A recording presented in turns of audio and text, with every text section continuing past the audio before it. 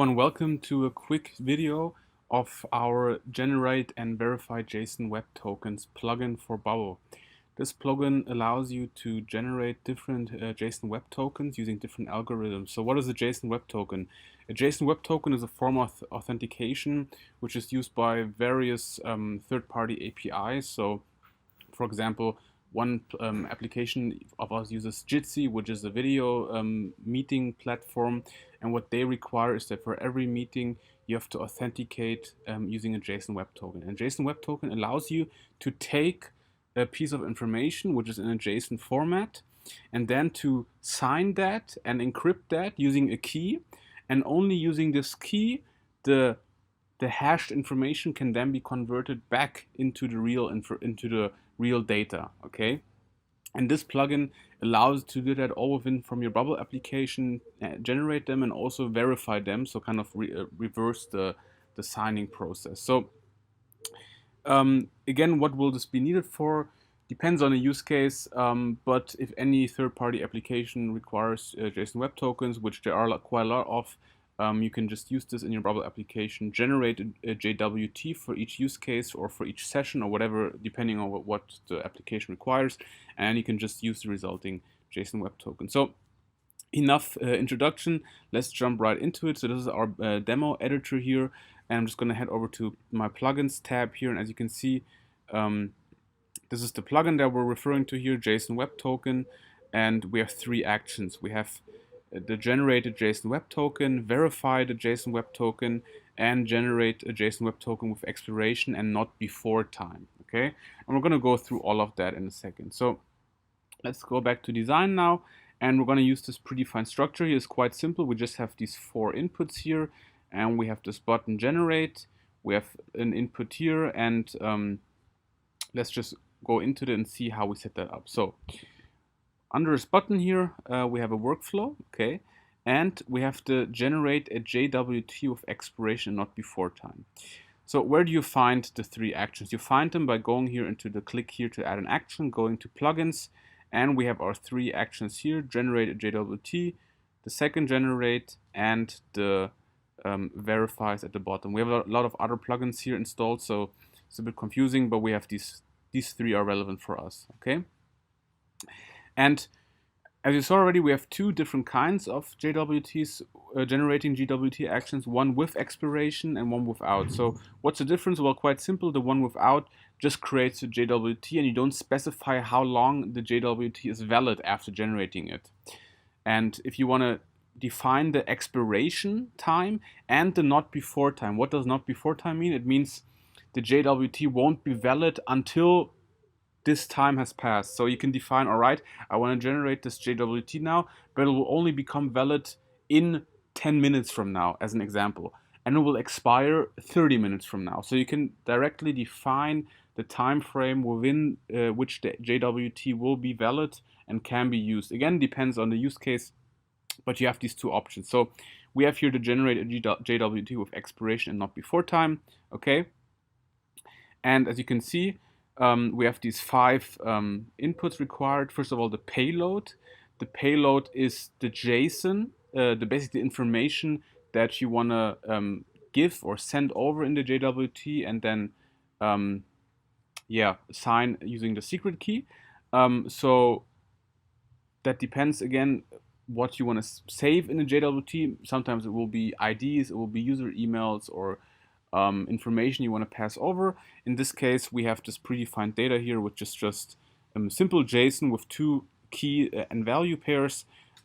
Result equals true and the count equals 42. Again, you can use all kinds of information. The secret key will be the key, and that can be any kind of string with which you sign the information. So how can you imagine that? You have this information and you will kind of lock that with a lock, and this is the key, okay? And the key can be anything. It could be the word hello, it could be 1, 2, 3, 4, 5. And then this clean information will be converted into something unreadable. And only the person with the same key will be able to unlock this again to view the real data, okay? So this is quite important because the key actually defines how the payload is signed, okay? You can also define the algorithm with which the data is hashed and encrypted. Again, that depends on the use case, but if you use that JWT for any kind of third-party API, they will always tell you what algorithm you should use. And then we have these two values here, expires in and not before, and you can use almost all kinds of formats. You could just write, 2 days literally, you could write 10H for hours, 7D for 7 days, and if you don't write anything, any words after, so just a number, that will mean milliseconds. So you can enter anything you like. Again, what I said, the expires in means when does it expire, and not before means until when won't it be usable. Okay. So a JWT will be generated. It will be generated in the back end. Okay. So it doesn't kind of take away any computational energy in the browser. And then you have access to the generate JWT in subsequent workflows by just using the result of step 1's generate. And then you have two things. You have a JWT or an error. Of course, if there's an error, you can access the error. If there's no error, this will be empty and the JWT will be displayed. In our case, we're just displaying it as an alert. You could obviously save that in a database. You could use that in subsequent API calls, display it as a text, whatever. So you have access to that in subsequent steps. So you could say, make changes to thing and then save the JWT here. Something like that. All right. Let's just take a look at how the other action would look. Quite simple and similar. So the generate JWT without the expiration is just the same, except we don't have these two expires in and not before inputs. We just have these three, but the rest is exactly the same. All right, so this will give you in JWT. For most use cases, that will already be enough. But let's also take a look at how the reverse process looks, which is verifying. So what we have here, we have an input where you can enter a JWT, and then of course, again, the key to unlock this, again, I'm just trying to explain in easier terms, but we have this weird information, and we can only unlock the information with the same key that we signed it with, okay? So how does that work? Again, simple, we have this action called verify JWT, and it only requires two inputs. It requires the JWT, okay, that's the JSON Web Token, and then the secret key to kind of unlock that again, okay? And what will happen, we have again access to two things, the decoded and the error. Decoded will be the decoder information, so again, unlocking the information, and the error will be returned if there's any kind of error. So really straightforward, and let's just jump right into the actual demo application so I can show you how this plugin works in action.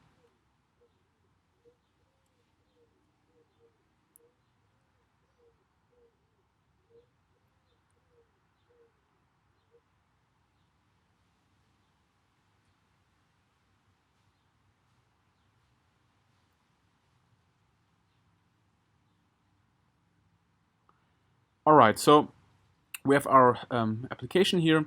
So let's just stay with this data.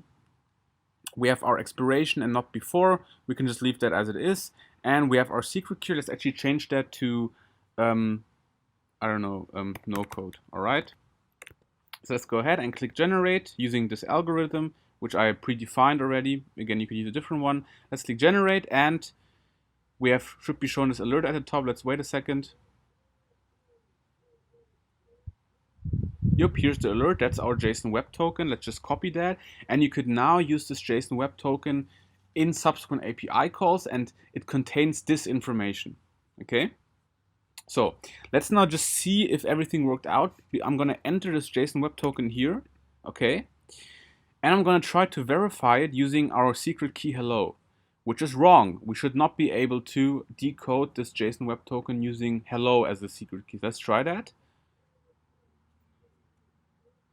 Yep, it doesn't work. It's an invalid signature. Okay, this signature does not allow you to unlock or decode this information. So let's try no code, which is our secret key. As you can see, we have the result true, our count, not before, and expiration date. So we can try that again. but all the information that we encoded is now returned. Okay.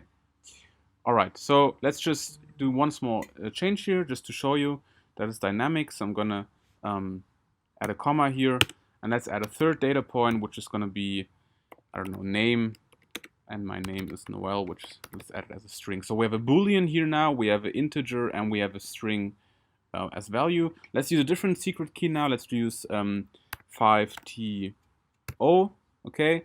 And let's click generate again. And we have again a new JWT. Let's copy that. Let's paste that. Let's try to decode that with no code now. It should not work because, again, wrong secret key. Yup, invalid signature. Let's try 5TO. Verify.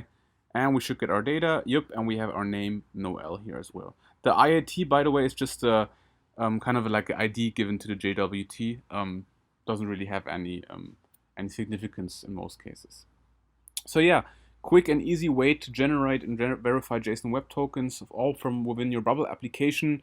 And also all takes place in the backend, which means you can use this in scheduled API workflows. So no one has to be present in your application. No one has to be in the browser. These actions can be triggered from the server, which is quite useful. So yeah, a quick and simple video. Hope you enjoyed it, and let us know if you have any questions. Bye.